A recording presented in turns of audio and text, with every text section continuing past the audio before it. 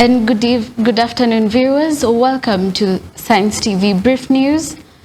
My name is Elvis Othiambo, and our sign language interpreter doing the voicing is Wandrangede. On to our first news item. Huruma Estate in Nairobi was thrown into turmoil after a 21-year-old KMTC student, Cheryl Othiambo, was fatally shot on Saturday night.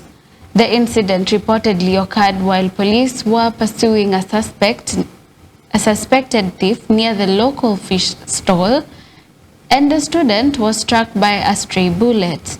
Her death sparked outrage among residents, many of whom called for justice and accountability.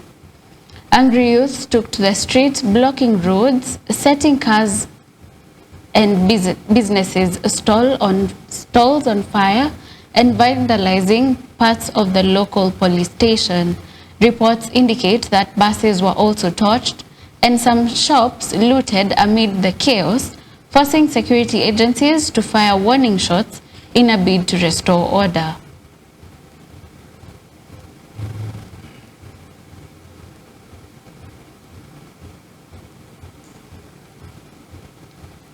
And on to our next news. Stephen Vundi, a 35-year-old primary school teacher from Hulugo Primary School in Garissa, who was fatally shot 2 weeks ago by unknown assailants, was laid to rest on Saturday in Mwingi West, Kitui County. The attack was also claimed the life of the area chief, leaving the community in shock. Family, friends, and colleagues eulogized Vundi as a hard-working and deeply committed teacher, praising his dedication to education despite working in a volatile region.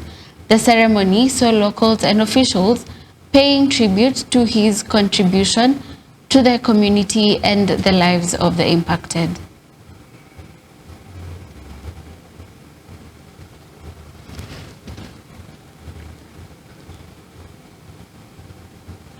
And on to our next news. The National Authority for Campaign Against Alcohol Drug Abuse, Nacada, has conducted a successful sting operation on 2 drug trafficking sites in Matuu, Machakos County.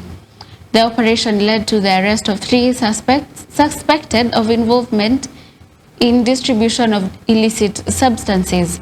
Authorities confirmed that the crackdown is part of Nacada's intensified efforts to dismantle drug networks across the region.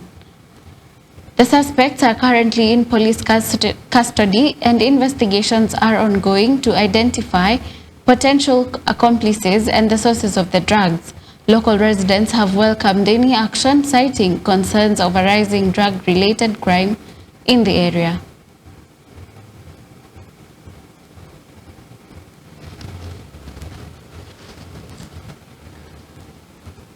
And in other news, a 23-year-old police recruit, Alphas Kimutai Kipto, has died after collapsing during a morning run at the National Police Service campus, Kiganjo College in Nyeri County on February 6, 2026.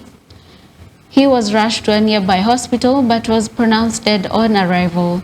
Authorities have informed the family, and the body has been moved to the mortuary pending an autopsy.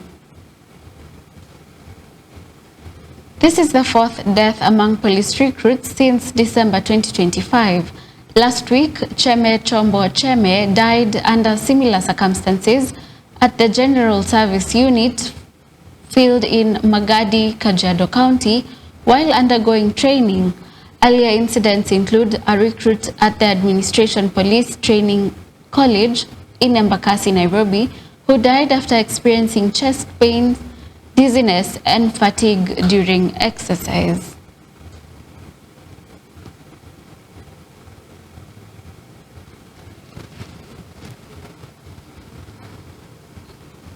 And the High Court has dismissed a woman's attempt to claim half of the assets she alleged were owned by her former husband, ruling that she failed to prove the assets were matrimonial property. The judge emphasized that simply being married does not automatically entitle a spouse to an equal share of all property held by the other party. In the judgment, the court noted that distribution of assets after divorce must be based on legal principles and evidence of contribution to the acquisition of the property. The ruling underlined the marriage is not a business transaction, and spouses must demonstrate actual involvement or contribution to qualify for division of assets.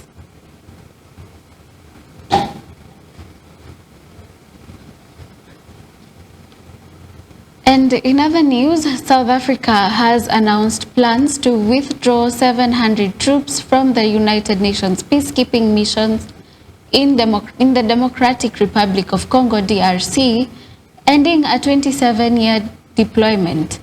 The decision comes amid escalating conflict with the M23 rebel group in eastern DRC, which has intensified insecurity in the region.